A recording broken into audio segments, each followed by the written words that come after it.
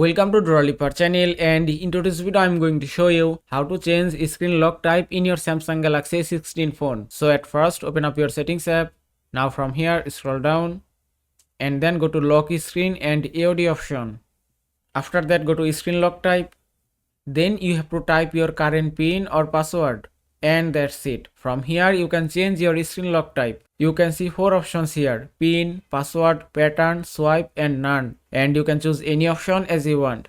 If I select PIN from here, then you have to type a new 6 digits PIN. So just type it, then tap on continue, then retype your PIN again to confirm it, then tap on OK, then tap on OK again to confirm it again, and it's done. Now if I lock my device and then double tap to unlock, and you can see in my phone screen lock type has been changed successfully. And that is how you can change screen lock type in your Samsung Galaxy A16 phone. I hope this video was helpful. If it was, please give it a thumbs up and don't forget to subscribe.